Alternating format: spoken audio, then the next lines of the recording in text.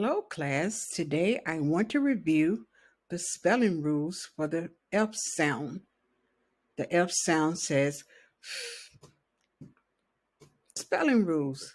The most common spelling for the F is F, found at the beginning, middle, and end of words and syllables. The next most common spelling for F is the spelling alternative FF, commonly found after short vowels, most often found at the end of words, but not always. Another spelling for is ph. Spelling comes from the ancient Greek, found at the beginning, middle, and end of words and syllables. The least common spelling for is gh, most often found at the end of words.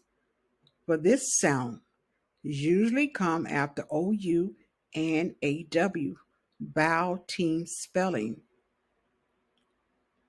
Now I want you to read this on your own several times so it can be programmed in your memory. The spelling rules for the sound. Now we're going to get ready